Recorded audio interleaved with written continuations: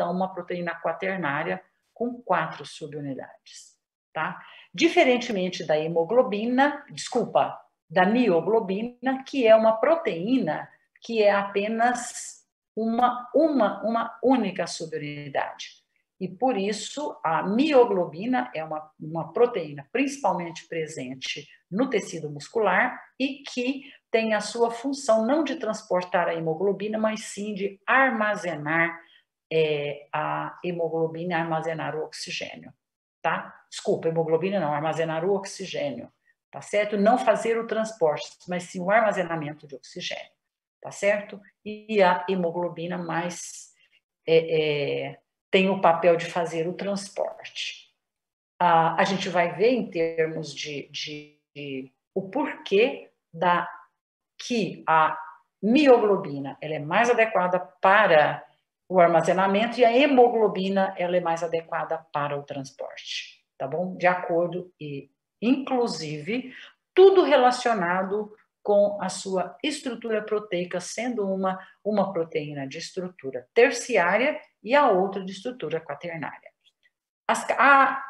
A mioglobina apresenta sua estrutura, embora seja uma única subunidade proteica, muito semelhante às subunidades beta da hemoglobina, muito semelhante, tanto em cadeia de aminoácidos como no arranjo tridimensional das alfa-hélices, que são características de cada uma das subunidades, tá? E ela, então, carrega, elas têm uma característica muito comum, as subunidades beta da hemoglobina com a mioglobina, tá? Em número de aminoácidos e estrutura tridimensional e sequência de aminoácidos, tá certo? É claro que ela tem uma estrutura terciária, porque ela tem todo um arranjo tridimensional. Se vocês observarem cada uma das subunidades separadas aqui, vocês observam, então, as estruturas em espirais que caracterizam uma estrutura secundária, mas também o dobramento, o arranjo desses domínios em alfa-hélice que se sobrepõem, trazendo uma organização tridimensional típica de uma estrutura terciária de proteína. Então, cada subunidade separadamente é uma proteína que apresenta características de estrutura terciária, mas na hemoglobina ela é quaternária porque nós temos mais de uma subunidade proteica, portanto temos 4, tá certo? Qualquer dúvida, daqui a pouco eu faço perguntas para vocês, mas qualquer dúvida vocês vão me interrompendo, por favor, e fazendo perguntas, ok?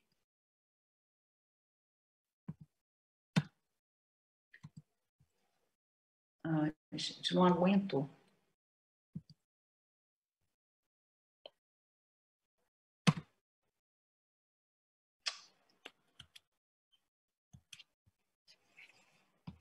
Travou meu computador. Oh, meu Deus.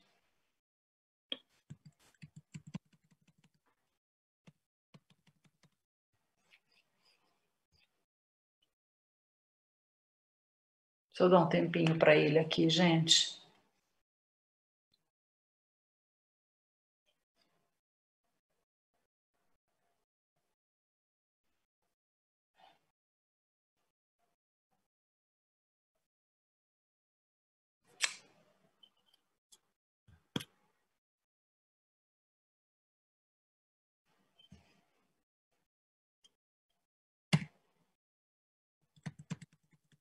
Ixi.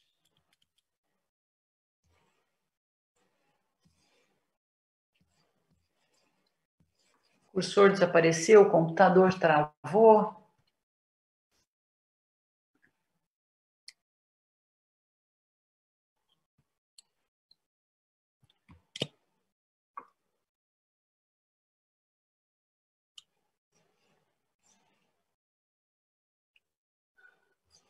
Espera só um pouquinho, pessoal.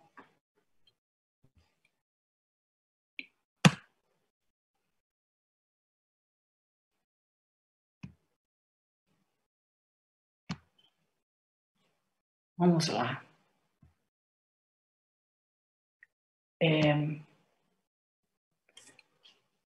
Bom, cada estrutura, cada subunidade da hemoglobina, Cada subunidade da hemoglobina apresenta, dentro da estrutura, dentro de cada uma dessas estruturas, essa estrutura que vocês estão vendo aqui, vocês já viram no ED, é um grupo prostético, que é o chamado grupo M da hemoglobina, tá? Esse grupo prostético é uma estrutura orgânica muito grande, tá? Composta de vários anéis e que carrega no centro dela um átomo de ferro, tá? Esse átomo de ferro, então, ele tem 6 ligações, tá? Esse átomo de ferro apresenta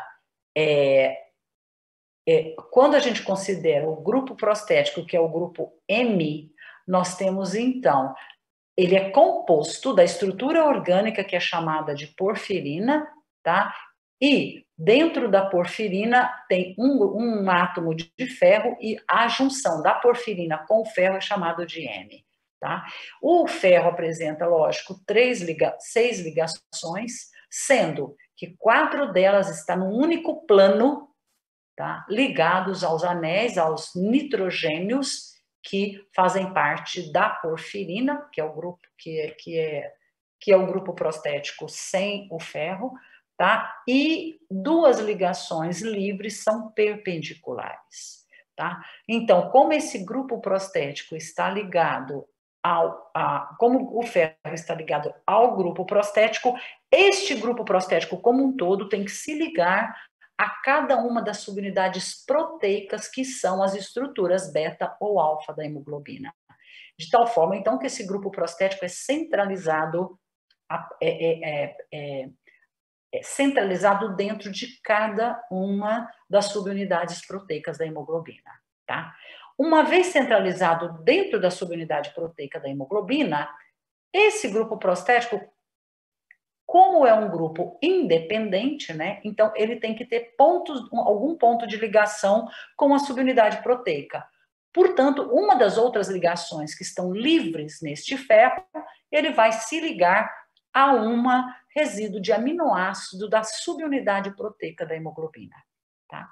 Portanto, I é aquele chamado I, isso é um tipo de ligação padrão que acontece para todas as subunidades. Então, o ferro do grupo M se liga sempre a uma histidina, que é a cadeia lateral de uma histidina presente nas subunidades, nas 4 subunidades proteicas da hemoglobina.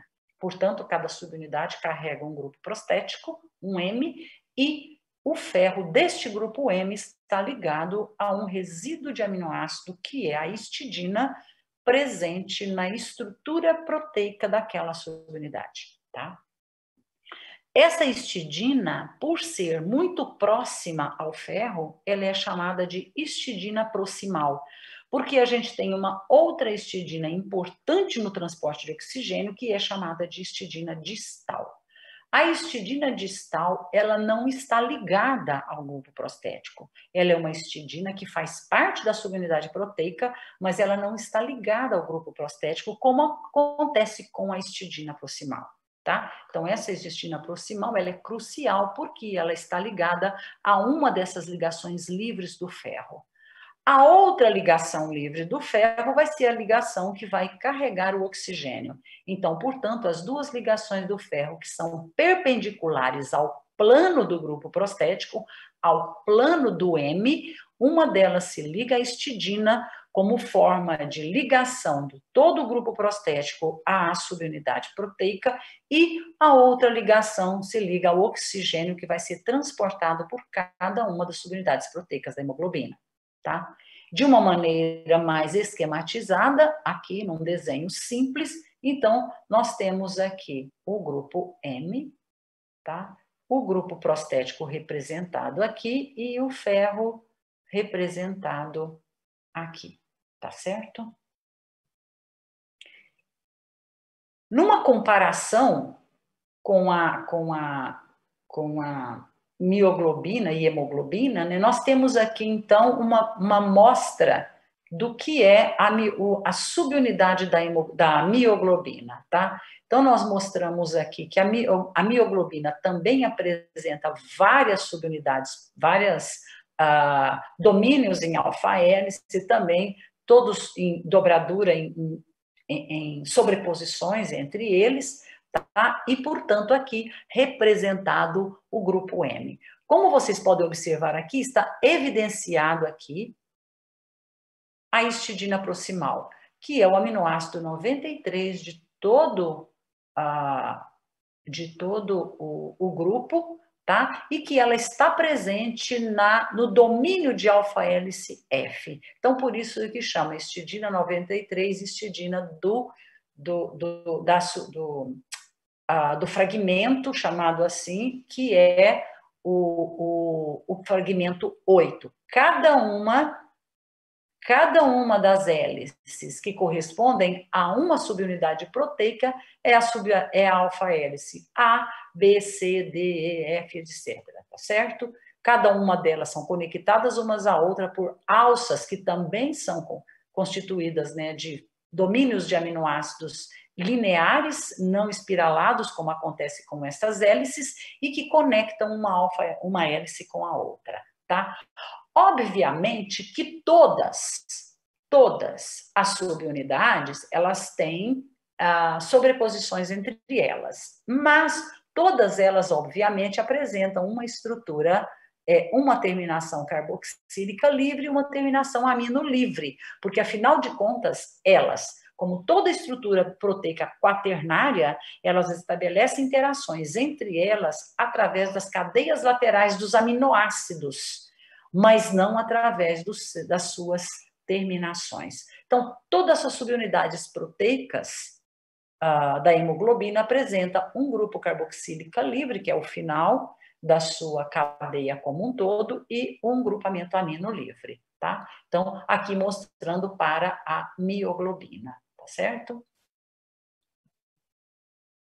Quando a gente tem uma visão lateral do grupo M em relação à ligação que ele faz com a histidina, este aqui é o plano linear, é o plano da porfirina, ou seja, do grupo prostético, tá? E o que está representado aqui são as ligações que acontecem perpendicular ao plano do M. Tá? Então, nós temos aqui o ferro com uma ligação para o oxigênio e a outra ligação, que é perpendicular ao M, ligado à cadeia lateral do resíduo de histidina, que é a chamada histidina proximal. Tá? Se vocês observarem aqui, nós temos aqui o M. Se vocês observarem aqui, o que a gente está vendo lá são estas duas ligações, ou estas duas ligações aqui. Ok? Quando nós temos a ligação, nós podemos ter a ligação é muito importante isso por conta de intoxicação por monóxido de carbono, né? Que é uma das formas que é uma intoxicação letal, porque o monóxido de carbono ele desloca o oxigênio do ferro do grupo M e se liga, então, ocupando essa posição. E isso é muito importante. Por que ele desloca? Porque a afinidade dele, do monóxido de carbono pelo ferro, mas é muito maior do que a afinidade do O2.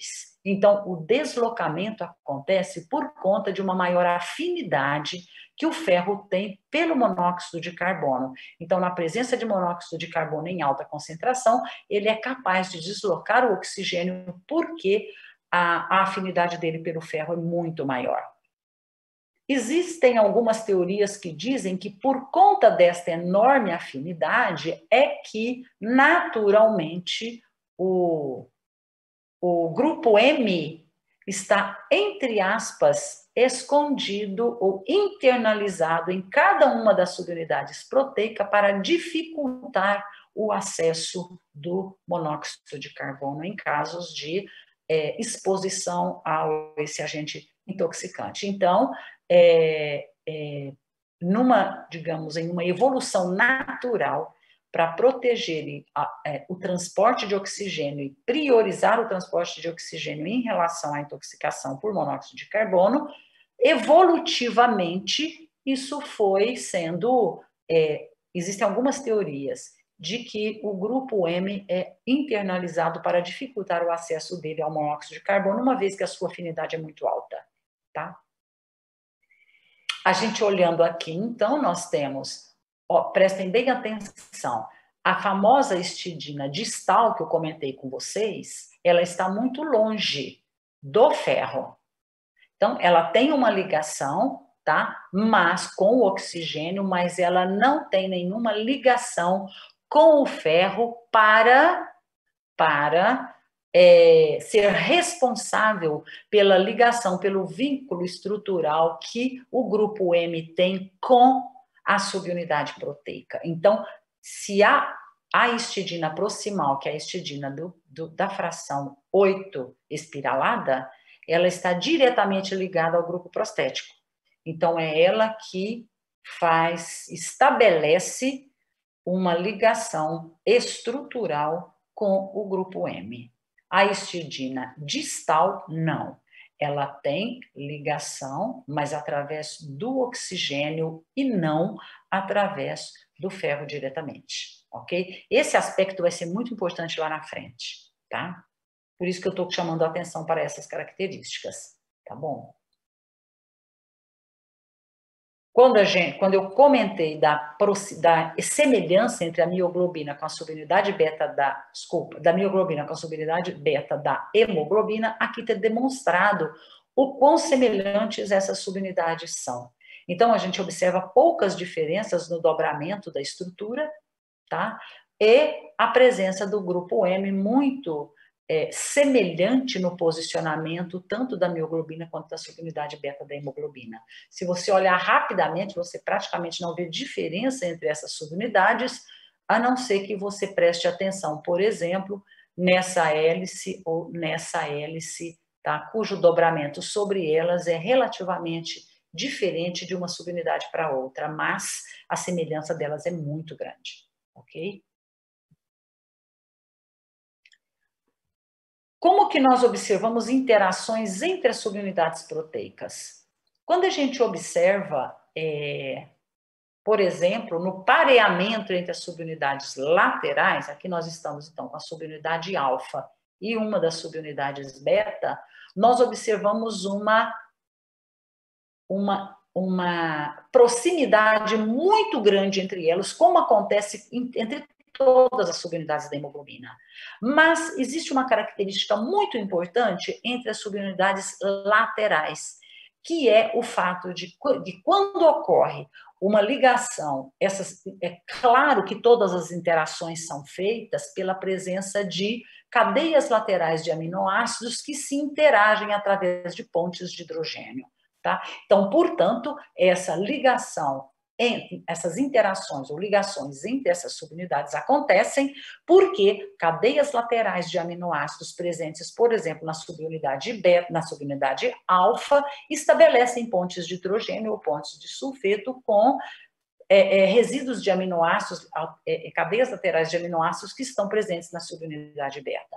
Por que eu estou comentando isso? Porque na ligação com o oxigênio, vocês vão ver que essas interações levam a alterações tridimensionais da estrutura, por conta destas interações entre cadeias laterais de aminoácidos presentes por exemplo, nas subunidades alfa, em relação às cadeias laterais de aminoácidos presentes nas subunidades beta. Ok? Bom, a hemoglobina, por conta destas alterações tridimensionais que acontecem, por conta da sua função em carregar o oxigênio, e daí são essas interações que modificam e que são suscetíveis a sobreposições e estabelecimentos de conexões distintas, de interações distintas, por conta da ligação do oxigênio ou do desligamento do oxigênio. Isso e são essas as razões pelas quais a hemoglobina é uma proteína ideal para o transporte de O2. Por quê? Porque quando a gente tem essa propriedade de ligar e desligar na dependência das condições do ambiente, Isso faz com que a hemoglobina, que é suscetível a alterações tridimensionais da sua estrutura, seja capaz de ter uma maior ou uma menor afinidade pelo O2 na dependência do ambiente em que ela se encontra. Ou seja, o que eu quero dizer com isso? Quando a hemoglobina está no pulmão, e a gente considera, então, a pressão de oxigênio extremamente alta em nível pulmonar, tá? Ela assume uma estrutura tridimensional que favorece a sua ligação com o O2, tá?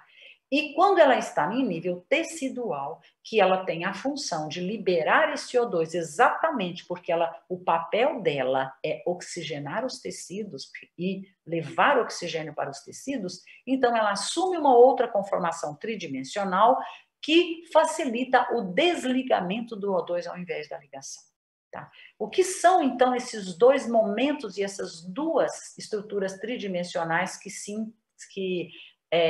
que vão trocando de posição na dependência do local? Então, o que a gente fala de estado T, antigamente chamado de estado tenso, e com o estado R, que é o estado relaxado da hemoglobina. Se vocês observarem, assim, de maneira cuidadosa, e até está muito claro aqui, então vocês observam aqui, só para reforçar, em cada uma das subunidades a gente tem um grupo M, tá? Onde vocês observam aqui o ferro ligado em todos eles, tá? Para a ligação do oxigênio, certo? A gente observa aqui que as 4 subunidades, né?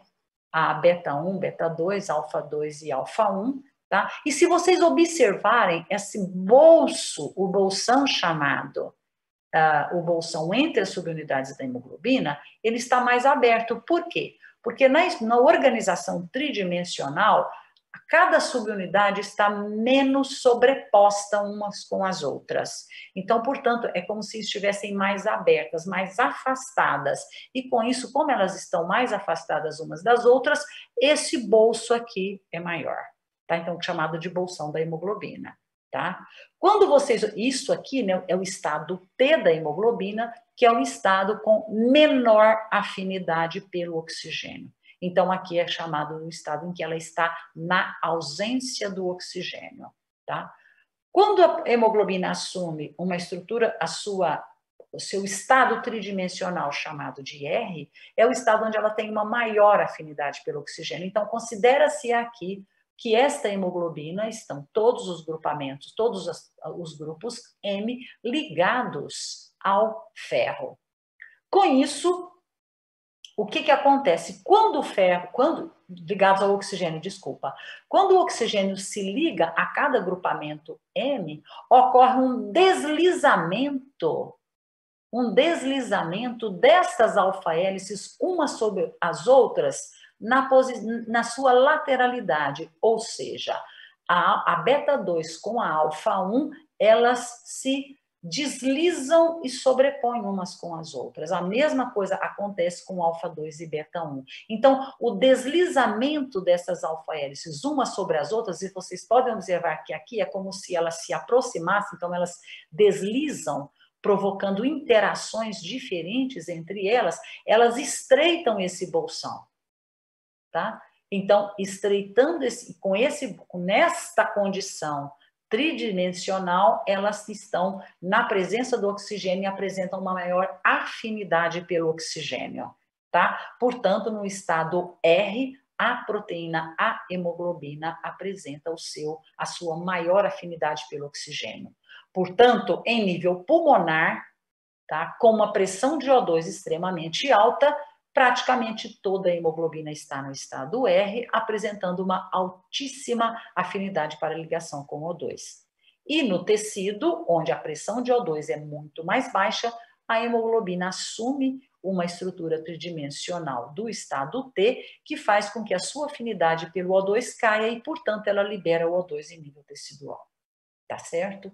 Então, isso aqui, esse bolsão aberto ou mais fechado vai ser objeto de uma discussão ali na frente para a função da hemoglobina. Tá tudo ok, gente? Ninguém tem nenhuma pergunta para fazer?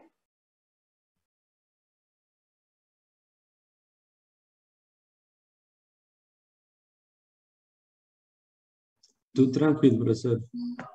Ok, obrigada. Quando a gente tem, o que é que acontece do ponto de vista estrutural, que a gente tem uma transição entre os estados T e R da hemoglobina? Na verdade, se vocês observarem aqui, isso daqui é a tal da F8, tá? Em que a histidina proximal está ligada.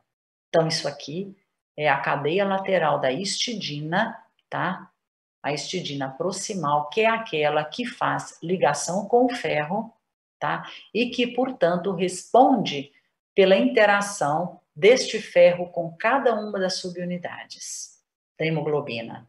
Se vocês observarem, na ausência do O2, o grupo prostético aqui, ó, se você observar essa grade aqui em vermelho, isso é o grupo prostético que carrega o ferro, que vai carregar o O2 e fazer o transporte na hemoglobina, tá? Se vocês observarem, ele está relativamente inclinado para a direita, tá? Uma vez que ele está inclinado para a direita, vocês podem observar que o átomo de ferro não está centralizado. Mesmo aqui no desenho esquemático, dá para vocês perceberem claramente que você observa um maior volume do átomo de ferro para o lado esquerdo do que para o lado direito. Tá? Isso na ausência do oxigênio. Tá? Então, imagina que isso é a condição do estado T. Está tudo mais afastado.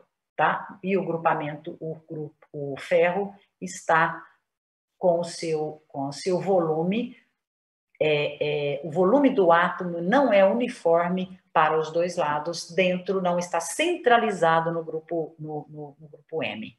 Tá?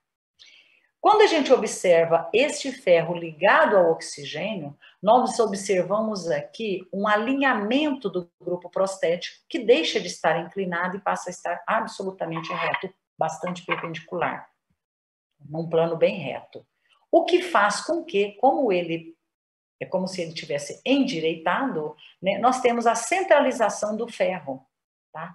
Que na realidade o ferro ele foi deslocado para o lado direito. Então, ao ser deslocado para o lado direito, o que que ele faz? Ele tem uma ligação com a histidina proximal. Portanto, ele puxa tudo, né? Não existe, ninguém estica uma ligação. O que a gente estica, digamos assim, é toda a estrutura molecular. Então, a ligação não fica mais longa. O que ele faz é aproximar tudo, né? Então, ele puxa toda a estrutura a qual ele está ligada. Ao puxar a histidina proximal, ele provoca uma mobilização em toda a subunidade proteica. Por isso que na presença do oxigênio, tudo isso vai sendo puxado. Tá? Na presença de um oxigênio, ele puxa uma estrutura, na presença do outro oxigênio, ele puxa a estrutura, na presença do terceiro oxigênio, ele puxa a estrutura, e com isso, ela toda provoca deslizamentos entre essas alfa-hélices, fazendo com que a estrutura toda da hemoglobina fique mais fechada. Tá? E com isso ela está repleta de oxigênio. Então, quando a gente fala de mudança de estrutura tridimensional, isso é provocado exatamente por esse posicionamento do oxigênio que puxa a histidina proximal e com isso ela provoca o deslizamento das subunidades S, tá?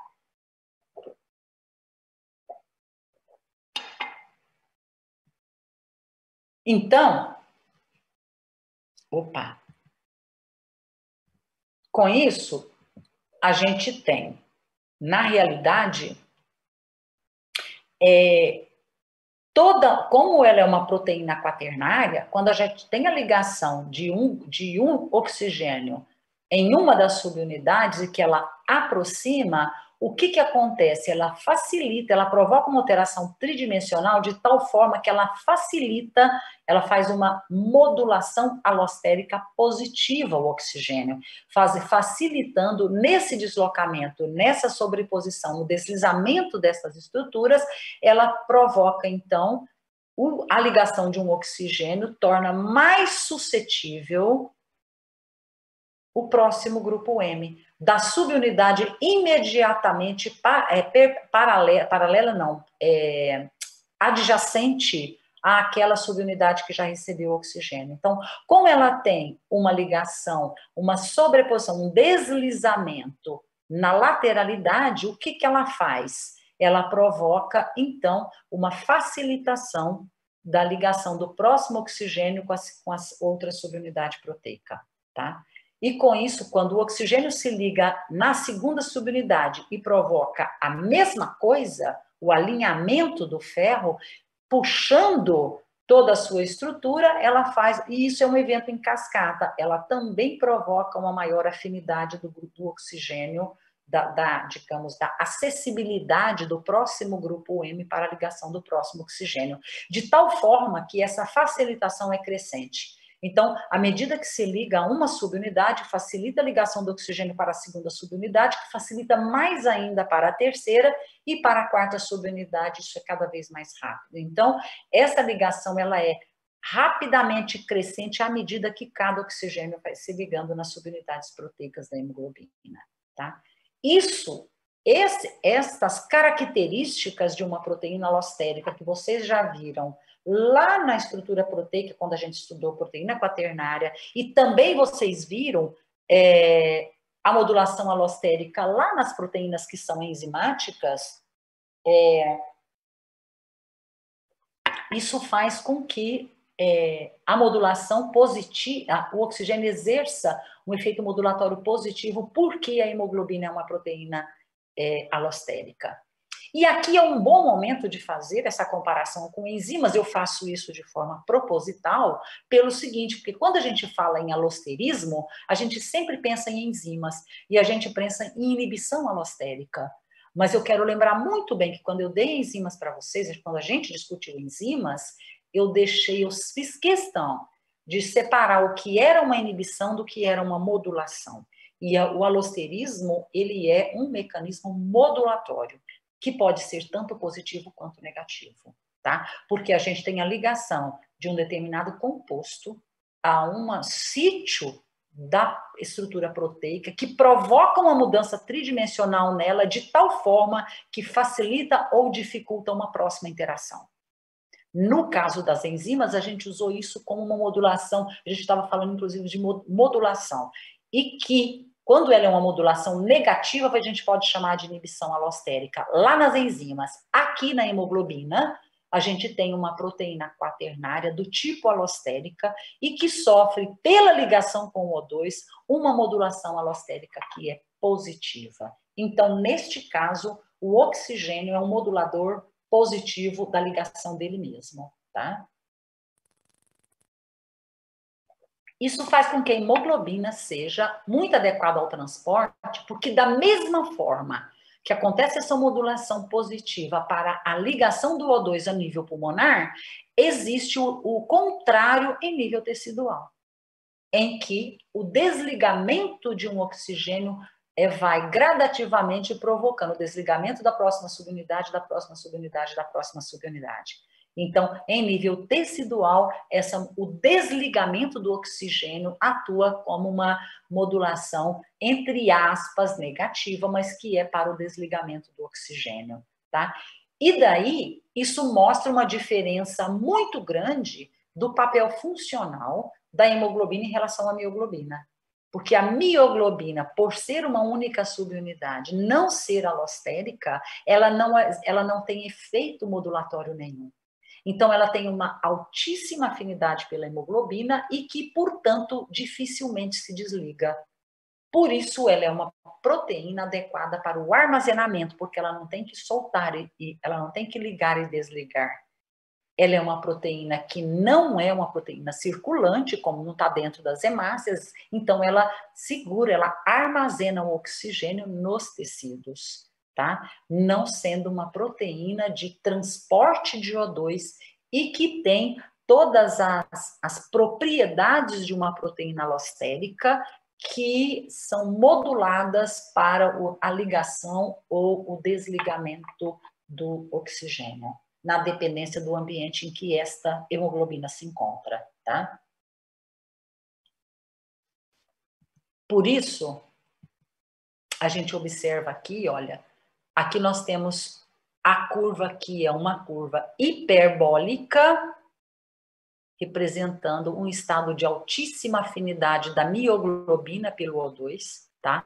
Portanto, ela é com baixíssimas concentrações, ela chega no topo, né? Ela é completamente saturada por O2, tá? As mioglobinas, e que, portanto, ela permanentemente está num estado de altíssima afinidade porque ela armazena, tá? E que ela, então, faz isso em nível tecidual, tá? Não é uma proteína de transporte de O2. Diferentemente da hemoglobina, que apresenta dois estágios, né? Um estado que é o R, que é um estado de altíssima afinidade, tá?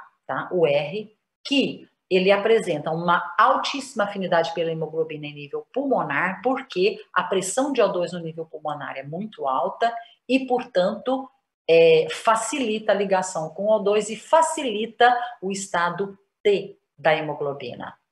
Quando a hemoglobina apresenta um estado de baixa afinidade pelo O2, tá? É quando ela está em nível tecidual e ele está no estado tenso, onde nós temos uma baixa pressão parcial de O2. Portanto, é onde a hemoglobina precisa de deixar o oxigênio e não se ligar a ele. Tá? Então, um estado de baixa afinidade nível tecidual, aqui é uma transição do estado de baixa para o alta, e nesse ponto aqui, um estado de altíssima afinidade, que é em nível pulmonar, porque a pressão de O2 é muito alta, tá certo? Portanto, e por ser uma proteína alostérica e, portanto, modulada de acordo com a ligação de oxigênio, a curva cinética que mostra as propriedades de uma proteína que é alostérica é uma curva em S, ou também chamada de sigmoide, tá certo? Portanto, uma curva hiperbólica para a mioglobina e a representação da hemoglobina por uma sigmoide, porque ela é uma proteína que ela é alostérica e que, portanto, a sigmoide representa uma cinética de cooperação. Tá? Neste caso, a ligação de um O2 coopera positivamente para a ligação do próximo O2, que coopera positivamente para o próximo e para o próximo, até que a hemoglobina está ligada aos 4. Tá? Então, é uma relação de cooperação e que, portanto, cineticamente é representada por uma sigmoide. Tá? E isto vale para enzimas alostéricas, mas não para enzimas, proteínas alostéricas e não para proteínas que contêm representadas apenas por uma única subunidade. Tá? Bom, como a hemoglobina ela tem o papel funcional prioritário de fazer a oxigenação dos tecidos, então levar o oxigênio dos pulmões para os tecidos, ela também é responsável por trazer o CO2 que é liberado a partir do metabolismo celular e através do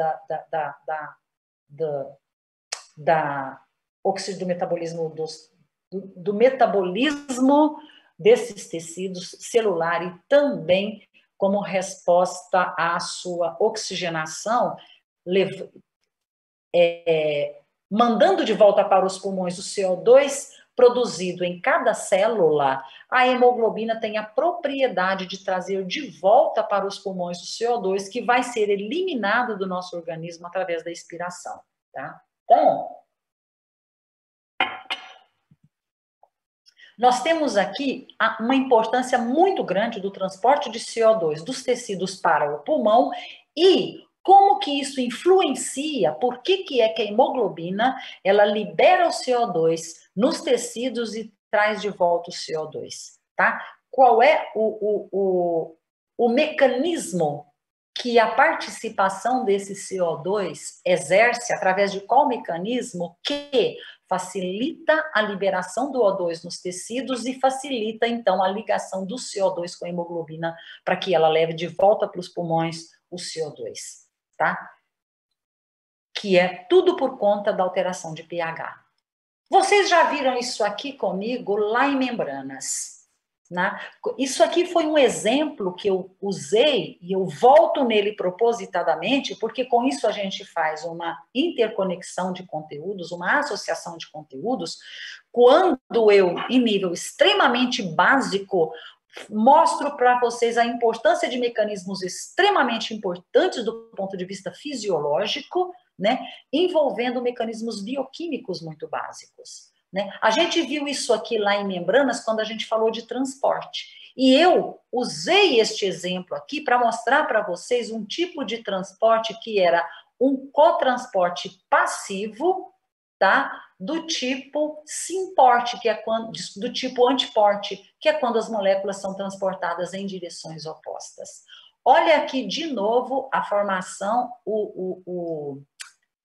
a respiração celular, voltando aqui no nosso conceito de transporte de oxigênio. Tá? Aqui a gente olha para um outro foco, né? uma outra informação que este mecanismo nos traz, que é o transporte de CO2.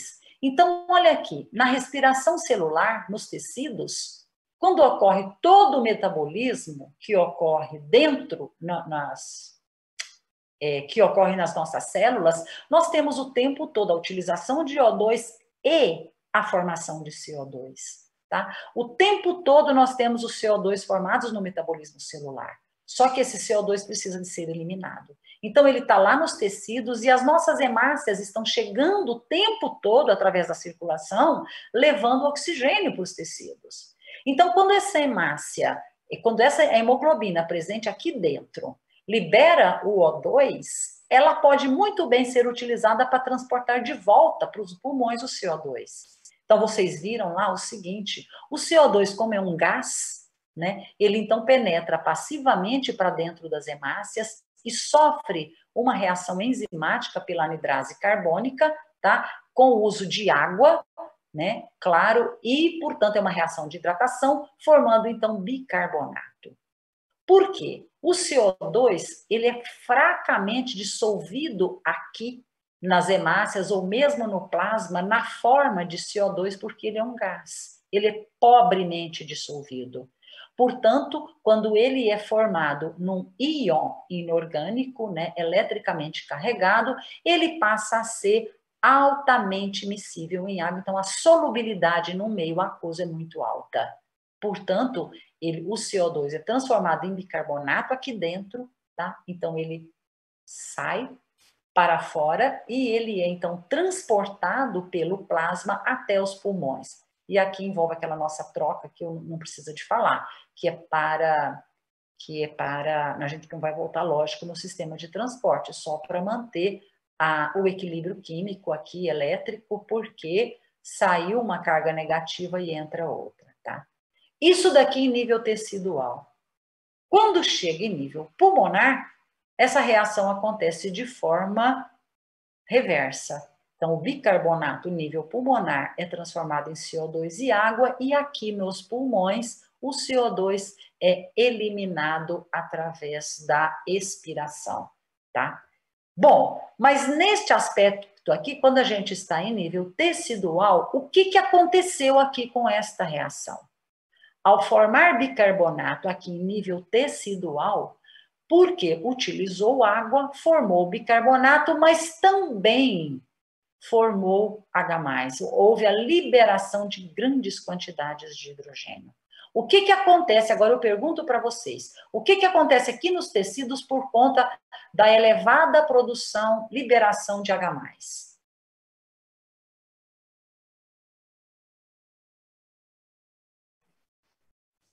Diminui o pH? Diminui o pH, tá? Então, se nós temos uma produção muito grande de H+, quem que respondeu? Ludmila, professora. Oi, Ludmila, obrigada. Quando a gente tem, então, a alta liberação de grandes quantidades de H+, nós temos, então, aqui uma queda de pH. Quando acontece outra coisa, a mudança do pH, a queda do pH, faz com que a hemoglobina perca a sua afinidade pelo O2. Então, isso aqui é um casamento perfeito.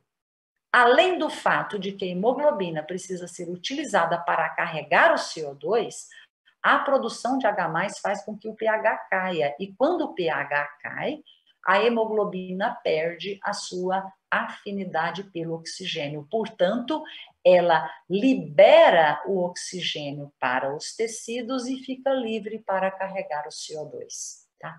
Onde que esse H+ interfere com a afinidade? Por que esse pH interfere com a afinidade da hemoglobina pelo oxigênio? Tá? Então, nós vamos ver aqui adiante. Tá? Isso aqui é praticamente a mesma coisa. Nós temos a respiração celular nos tecidos periféricos, né? Nós temos, então, o CO2 ligado a... Isso aqui, por quê? Esse aqui é um pouco mais detalhado, que eu tirei isso aqui do livro de Fisiologia da Margarida, tá? Então, nós temos aqui, essa figura aqui é do Leninger, mas essa daqui é da Margarida. Por quê? Porque ela mostra que a baixa solubilidade do CO2 com a hemoglobina na forma de gás, tá? Só 23%. E que, portanto, correspondendo a um aumento, e a baixa solubilidade no meio aquoso, com apenas 7% no plasma sanguíneo. E por isso, quando a gente tem uma mudança aqui para a condição dela como íon, ela no plasma passa a ter, que eu comentei com vocês, uma solubilidade de 70%. Por isso que ela... Então, isso aqui acontece para facilitar o transporte do CO2 através do plasma, tá? E aí é transportado para os pulmões. Isso aqui acontece a mesma coisa que eu mostrei no slide anterior, só de uma maneira mais detalhada, mostrando então aqui o reverso de toda a história, tá? Isso aqui está no Margarida. Olha aqui. O efeito do pH da ligação do O2 à hemoglobina. Quando vocês observam num pH, então, como aqui já mostrei para vocês que cineticamente essa sigmoide mostra uma relação de cooperação e que reflete uma modulação alostérica positiva ou negativa. Então, obviamente que quando a gente vamos observar, vamos aqui pegar o nível de 50% de ligação. Se nós temos aqui, só esperar meu cursor voltar, mas se vocês observarem a sigmoide, onde o pH é 7,6, então, portanto, ele é mais básico do que o 7,2, né? Aqui, se a gente traçar e descer, nós temos uma maior ligação, tá? Se nós temos 50% de ligação do O2 com uma pressão de oxigênio mais baixa, do que quando nós consideramos os mesmos 50% de ligação num pH 7,4, nós precisamos de um ambiente com uma pressão de O2 mais alta para que a ligação seja a mesma. Quando o pH baixa mais ainda, por exemplo, na curva do 7,2, para a mesmo 50% de ligação, nós dependemos, então, de um ambiente com pressão de O2 muito mais alta para que a gente tenha o mesmo nível de ligação, mostrando o seguinte, que o deslocamento da curva da sigmoide para a direita reflete uma gradativamente menor afinidade da hemoglobina pelo oxigênio, porque a gente precisa de níveis cada vez maiores de pressão de O2 para que obtenhamos os mesmos níveis de ligação. Isso vale para qualquer ponto da curva que vocês escolherem, tá? Então, reflete uma modulação alostérica negativa do pH, tá? Do pH. Quanto mais baixa, inversamente proporcional. Quanto menor o pH, menor a afinidade do O2 pela hemoglobina, tá? E de que forma que isso acontece, gente? Olha, quando a gente tem... Aqui não quero falar do CO2, mas aqui eu posso usar as duas coisas. Mas eu prefiro aqui.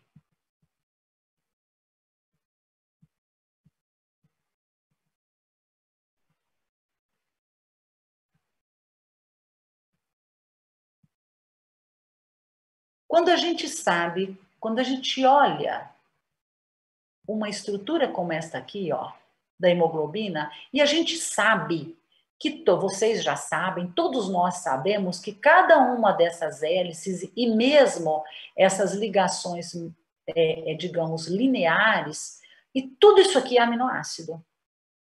Tudo isso aqui é aminoácido, né? Tanto aqueles que se organizam de forma espiralada, como aqueles que se organizam em alças mais lineares, mas tudo isso aqui são sequências contínuas de 500 e tantos aminoácidos em cada uma das subunidades, tá? E que todos eles apresentam uma cadeia lateral. E essas cadeias laterais é que estabelecem as suas interações estabelecem as suas interações umas com as outras para garantir esta estrutura tridimensional, tá? Toda essa estrutura tridimensional. Então, a sobreposição de alfa-hélices, o dobramento das alças, enfim, todo esse desenho molecular aqui, ele é garantido porque as cadeias laterais de 4 cadeias polipeptídicas estão se organizando, interagindo através de pontes de hidrogênio para manter essa estrutura tridimensional como ela é, tá bom? O que acontece quando a gente tem uma altíssima liberação de hidrogênio, como a gente mostrou aqui, ou até no próximo slide, como a gente tem aqui, tá? O que acontece com esse hidrogênio ali no nível tecidual? Esses hidrogênios, por conta da queda do pH, ele vai fazer o quê, gente? Ele vai interagir, ele vai se ligar a agrupamentos químicos livres das cadeias laterais dos aminoácidos de toda a hemoglobina. Então, se você considerar que cada aminoácido tem uma cadeia lateral com grupamentos, porque a gente tem aminoácidos básicos, a gente tem aminoácidos neutros, a gente tem aminoácidos ácidos, a gente tem grupamentos livres nesses aminoácidos, então a gente tem grupamentos químicos, átomos livres ou até ionizados, que são suscetíveis a interagirem com essa quantidade gigantesca de hidrogênio que está sendo liberada aqui nos tecidos. Então, o que acontece como consequência disso? Né? A ligação de hidrogênios com cadeias laterais dos aminoácidos da hemoglobina fazem com que essas cadeias, esses aminoácidos mudam o seu ponto de ionização.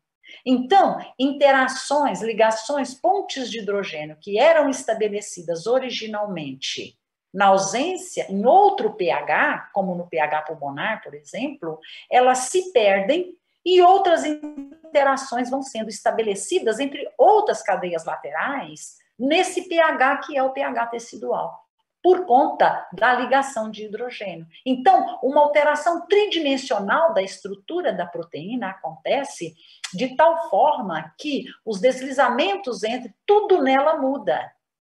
Tudo nela muda. E por isso ela muda o seu estado de R para T. E no estado T, então, ela assume uma outra configuração tridimensional em que o grupo M perde a afinidade pela hemoglobina e, portanto, ele solta a hemoglobina, tá? Por isso o estado T, por isso a mudança do R para o T em nível tecidual, porque a mudança do pH provoca tudo isso, tá? E, portanto, o oxigênio se solta. Tá certo? É isso que faz, é todo esse mecanismo. Não basta dizer, o pH menor, a hemoglobina perde afinidade pelo oxigênio. Por que perde? Por que essa mudança de pH faz com que ela perca? Alguma coisa tem que acontecer na estrutura da hemoglobina. Por quê? O M continua lá, o ferro continua lá. Então, por que a afinidade muda? Porque isso aqui provoca uma mudança tridimensional na estrutura da proteína, dificultando a sua ligação com o O2, tá? Então, portanto, ela solta, tá? É isso que acontece. Bom, e aí, de que forma a hemoglobina carrega o CO2 de volta para o pulmão, né? Aqueles 23% que ela carrega, que foi demonstrado aqui, ó. Aqui, ó. A hemoglobina, quando volta para o pulmão, volta com 23% do CO2 ligado. Apenas 7% no plasma, porque ele dissolve muito mal, 23% volta ligado na hemoglobina e os outros 70% volta para o pulmão, dissolvido no plasma na forma de bicarbonato. Então, a gente está falando agora de como esses 23% se ligam na hemoglobina. Tá? Aqui nós temos o CO2 liberado. E como eu disse para vocês lá atrás, propositadamente, cadê? Aqui. Usando até a mioglobina, que toda subunidade interage umas com as outras através das cadeias laterais, mas que todas elas, por serem subunidades sintetizadas de forma independente, elas têm uma terminação amino livre, uma terminação carboxílica livre, correto? Cada subunidade. Portanto, considerando este grupamento amino livre de cada uma das subunidades, nós temos aqui, olha, a ligação do CO2 com cada resíduo de aminoácido livre das subunidades proteicas da hemoglobina, tanto da alfa-1 como da beta-1, da alfa-2 e beta-2, tá? O que acontece, então, por conta disso que o CO2 se liga aqui, é que nós temos a liberação de hidrogênio, além de tudo. Tá? Então, nós temos o CO2 que se liga na terminação amino de cada subunidade proteica e nós temos, então, aqui o CO2 ligado ocupando o lugar de um desses hidrogênios. Então, nós temos H+ aqui, tá? Contribuindo para a queda do pH. Então, junta tudo, gente. Tanto a ligação do CO2 diretamente com a hemoglobina, como na reação em que o CO2 é transformado em bicarbonato. Nos dois mecanismos, então, ocorre a liberação de H+, que contribui para a queda do pH. E mais H+ é liberado para provocar as ligações dos hidrogênios com as cadeias laterais dos aminoácidos e alterar a estrutura tridimensional das proteínas, fazendo com que as interações entre as cadeias laterais sejam modificadas, tá certo? Então, tudo contribui. Além da hemoglobina, do CO2 e do oxigênio, a hemoglobina também é capaz de se ligar a um modulador, a uma molécula que faz modulação da ligação de oxigênio de forma absolutamente fisiológica, que é o 2,3-DPG. Eu esqueci de comentar aqui com vocês.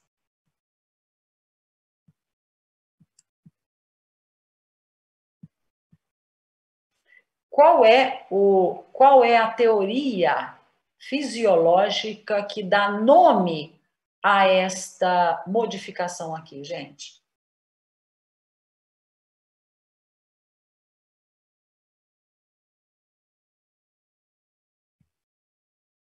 Pessoal? Como assim, Malu? Então, existe um mecanismo fisiológico que é famosíssimo e que responde, que dá o nome a este efeito aqui. Eu não sei. Vocês devem ter visto com a Carla e com a Adriana.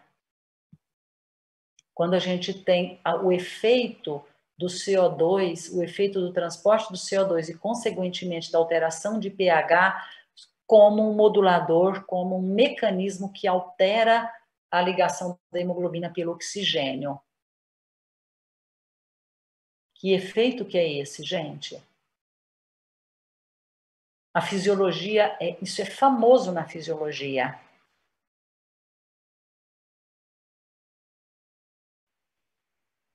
Que é o nome de um pesquisador que descobriu esse mecanismo. É o efeito de Bohr? O efeito Bohr. Tá? O efeito Bohr, não se esqueçam disso. Então, dá a impressão de que só fisiologia... Não, aqui na bioquímica também, vocês veem isso lá na fisiologia, as coisas são todas interconectadas, tá? É o efeito Bohr, que foi o cara que descobriu todo esse mecanismo aqui, tá? Da ligação do CO2, o que a ligação do CO2 provoca na liberação de hidrogênio, o que a redução do pH provoca na afinidade da hemoglobina pelo oxigênio, tá? Então, é o famoso efeito Bohr, tá? Que vocês viram na fisiologia, e aqui agora eu retomo numa visão mais bioquímica do efeito Bohr, tá? Eu lembrei disso agora porque eu já vou falar do 2,3-bifosfoglicerato, que é um mecanismo de modulação fisiológica também. Aí eu olhei modulação fisiológica, lembrei que lá eu esqueci de mencionar que era aquilo responde o que é o efeito Bohr, tá? Que é uma modulação fisiológica da hemoglobina para o transporte de O2 e também digamos assim, fisiologicamente, de forma muito inteligente, usando a mesma molécula para levar de volta dos tecidos o CO2, tá? E de uma forma genial, né? Por que é que isso acontece do ponto de vista molecular? Né? Uma perda da afinidade e depois no pulmão uma recuperação total dessa afinidade, tá? Levando em conta tanto a pressão de O2, que é muito diferente nos dois lugares, né? Pressão de O2 de 90 e tantos por cento no pulmão contra 80 e poucos por cento, 70 e poucos por cento nos tecidos, e além da pressão de O2, que é um ambiente que favorece ou não a ligação do oxigênio na hemoglobina, também o porquê que é que o CO2 liberado nos tecidos e que precisa de ser eliminado influencia para modular de forma vantajosa, né, para os tecidos esta ligação do O2 com a hemoglobina, fazendo com que no tecido a hemoglobina solte o O2 e leva o CO2 de volta e lá no pulmão ela faz o contrário, tá? Então, por conta disso, o nome desse pesquisador foi muito importante. Bom, existe um outro mecanismo fisiológico que o tempo todo modula a ligação do O2 com a hemoglobina. O tempo todo. Por que o tempo todo? Porque o 2,3-bifosfoliglicerato é uma molécula que está presente em altas concentrações em todas as hemácias. Então, ela, dentro das hemácias, ela está ali presente, então ela provoca toda uma mudança de afinidade da ligação do O2 com a hemoglobina. Tá? Então, de que forma que o 2,3-bifosfoglicerato faz isso e por quê? Né?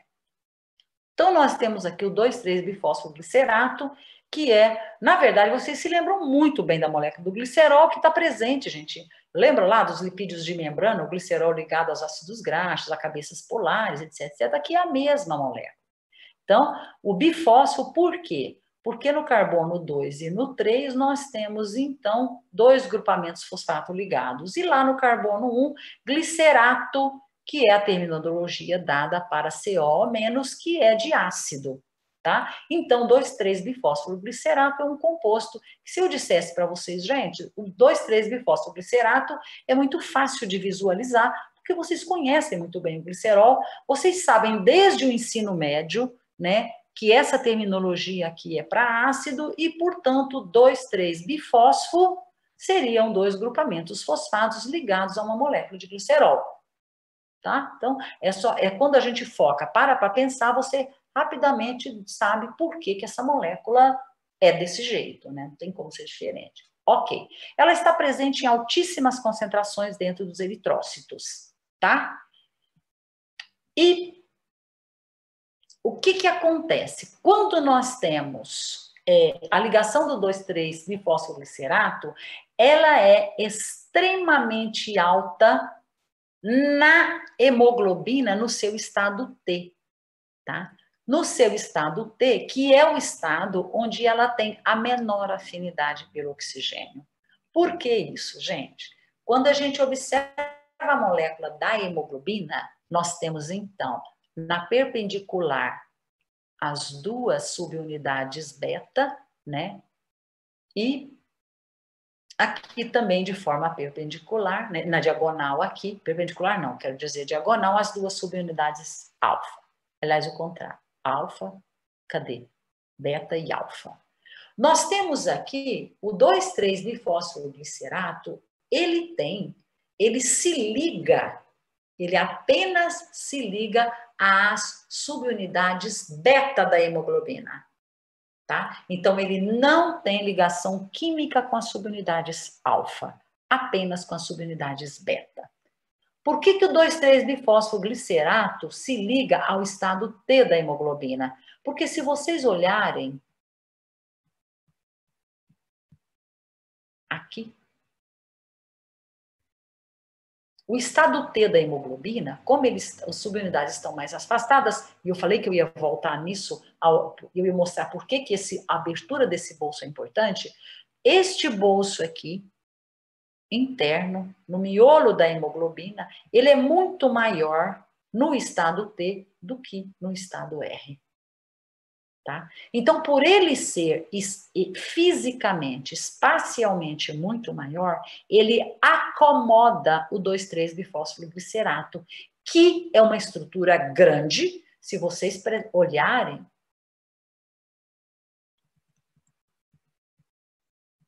o 2,3-bifosfoglicerato, é uma estrutura enxuta aqui, mas imagina o tamanho molecular de cada um desses oxigênios, carbonos, etc., e toda essa estrutura. Então, é uma estrutura orgânica complexa. Né? Então, com vários átomos. Portanto, esta estrutura aqui, ela é capaz de se acomodar no bolso da hemoglobina quando ela está no estado T, porque ele é espacialmente maior. Então, ela tem uma ligação com as duas subunidades beta da hemoglobina, mas não nas alfa. Quando a hemoglobina está no seu estado R, que ela aproxima, que ela faz o deslizamento das suas alfa-hélices, e ela, então, ela é como se aproximassem as subunidades umas das outras, então ela fecha o bolso. Tá? No seu estado R, ela fecha o bolso. Quando ela fecha esse bolso e ele fica espacialmente muito menor, esse espaço aqui não é capaz, não é suficiente para acomodar o 2,3-bifosfoglicerato. Por isso, o 2,3-bifosfoglicerato só se liga ao estado T da hemoglobina. Como o estado T da hemoglobina é um estado de baixa afinidade para o O2, a presença do 2,3-bifosfoglicerato leva a uma modulação alostérica negativa do O2 com a hemoglobina. Quando ela está no seu estado R, que é de alta afinidade pelo O2, o 2,3-bifosfoglicerato não se liga e, portanto, a hemoglobina tem alta afinidade pelo oxigênio. Então, o 2,3-bifosfoglicerato é um modulador alostérico negativo para a ligação do oxigênio, ok? Isso tem um aspecto muito importante em duas situações, principalmente. Quando nós temos mudanças de altitude, então, por exemplo, nós estamos a nível do mar, tá? Nós estamos a nível do mar, olha, e o nível pulmonar de O2 é alto, e nós temos aqui uma concentração de BPG de 5 milimolar apenas, tá? Uma concentração favorecida, porque nós temos uma elevadíssima oxigenação a nível do mar, tá? Então, o 2,3-BPG está presente numa concentração mais baixa, porque nós temos uma situação de alta afinidade do O2 pela hemoglobina. Quando nós temos uma situação de altíssima, em grandes altitudes, onde nós temos, por exemplo, 4.500 metros, tá? Nós temos, então, uma falta de oxigenação natural provocada por uma queda da pressão de O2 em altitudes muito elevadas. Então, portanto, a dificuldade respiratória é maior porque a pressão dos pulmões num alto nível, numa altitude elevada, ela é menor do que no nível do mar. O que acontece? O que o nosso organismo fisiologicamente faz? Ele aumenta a concentração de BPG. Então, ele sente isso, rapidamente começa a sintetizar uma grande quantidade de BPG, porque a quantidade aumentada de BPG impede a ligação do O2 com a hemoglobina, ele modula negativamente e, com isso, a hemoglobina solta o O2 para a oxigenação dos tecidos em altas altitudes. em elevadas altitudes. Como a pressão de O2 é baixa, a dificuldade respiratória é maior, então a hemoglobina precisa de soltar o O2 com mais facilidade para a oxigenação dos tecidos em altas altitudes, em elevadas altitudes. Portanto, a concentração de BPG fisiologicamente aumenta para se ligar ao estado T e favorecer o desligamento do O2 da hemoglobina. Tá? E como a gente tem uma altíssima afinidade da hemoglobina pelo O2, pela mioglobina, na verdade, o 2,3-BPG ele tem uma concentração próxima do zero quando nós estamos falando de tecidos e também da ligação do oxigênio com mioglobina, que é para a estocagem. Então, ela deve permanecer ligada e não desligada, tá? Portanto, o BPG é zero, tá certo? Então, isso explica o porquê da modulação fisiológica. E isso também, eu falei que eram duas situações em que a ligação do BPG é super importante para fazer a modulação da ligação do O2 com a hemoglobina. Uma outra situação é na hemoglobina fetal. Quando o feto depende da oxigenação através do sangue da mãe, né? Então, na gestação, a hemoglobina fetal, aqui está a mioglobina, né? Altíssima afinidade pelo oxigênio. Nós temos a hemoglobina fetal com uma afinidade maior para a ligação do oxigênio do que a hemoglobina da mãe, que é a hemoglobina aqui considerada a hemoglobina do adulto. Tá? Então, se você olhar em nível, vamos considerar aqui 60% de ligação com oxigênio, nós temos aqui, precisamos de uma pressão de O2 muito pequena para a mioglobina. Quando nós consideramos a hemoglobina fetal, precisamos de uma pressão de O2 em torno de 30 para uma ligação de 60%, e na hemoglobina adulta, um pouco mais de 40 miligramas de mercúrio de pressão de O2 para ter os mesmos 60%. Portanto, a afinidade da hemoglobina fetal pela ligação ao oxigênio é muito maior do que a hemoglobina do adulto. Por que isso acontece? Porque o 2,3-bifosfoglicerato não se liga na hemoglobina fetal. Por que não? Porque a subunidade beta na hemoglobina fetal é substituída por uma subunidade chamada de gama. Tá? Como o 2,3-bifosfoglicerato se liga apenas nas duas subunidades beta da hemoglobina, na hemoglobina fetal o 2,3-bifosfoglicerato não se liga, tá? Portanto, porque não existe subunidade beta na fetal, mas sim apenas a subunidade gama e a alfa. Portanto, na ausência de 2,3-bifosfoglicerato, não existe modulação negativa para a ligação do O2. Portanto, a afinidade dessa hemoglobina para o oxigênio é muito maior no sangue fetal, na hemoglobina fetal, do que na hemoglobina da mãe. Tá? Isso, então, responde pela alta oxigenação do tecido fetal utilizando o sangue da mãe. Tá certo? Que troca, a estrutura é trocada lá. Ok, pessoal? Eu quero saber se vocês têm alguma pergunta, alguma dúvida, que vocês querem que retome alguma coisa, tá? Ô, professora. Oi. Porque daí eu vou fazer a apresentação e volto em algum slide que seja importante. Eu não entendi direito essa parte da hemoglobina fetal. Será que você pode explicar de novo? Da fetal? É isso. Tá. Olha, como você tem aqui...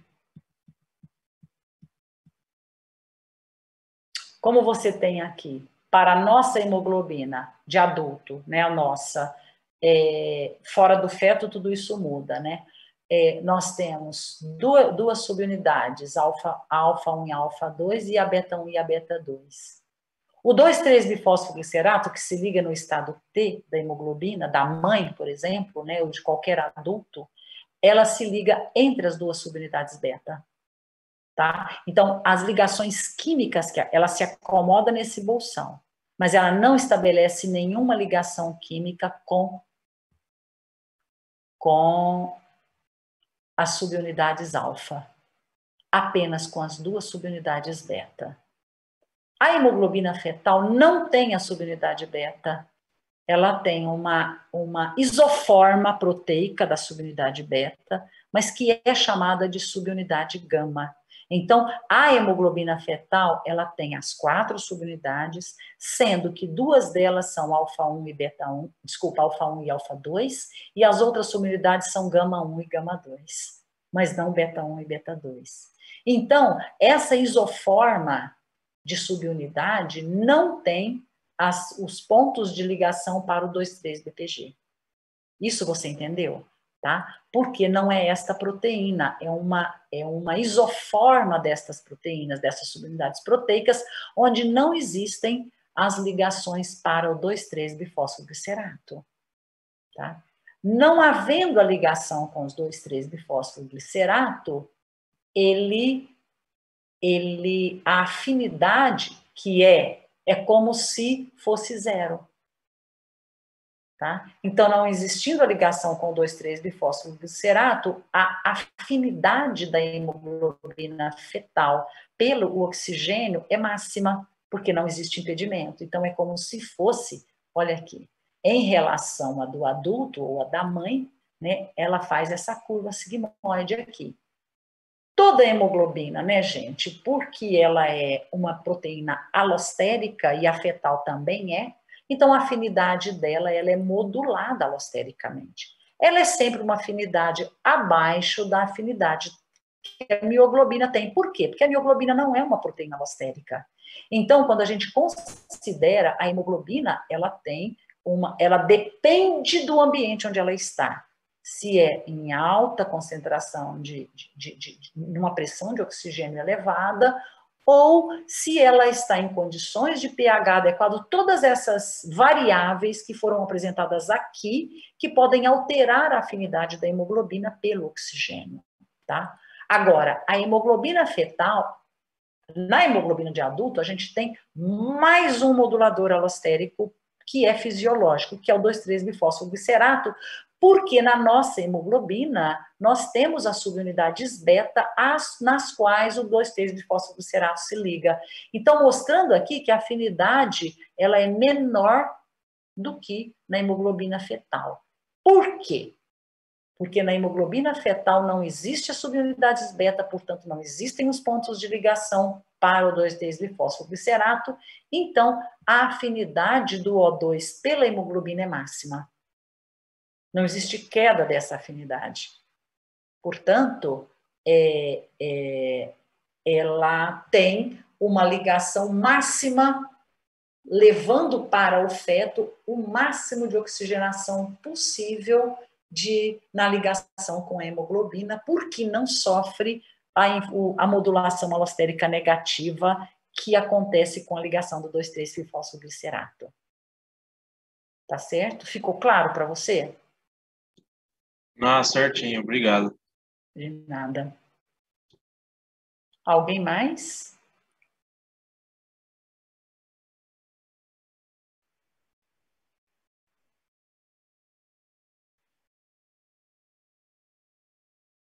Então, como sempre, vamos acabar a nossa, e aí eu vou fazer a chamada, acabar a nossa mostrando alguma coisa legal. Isso aqui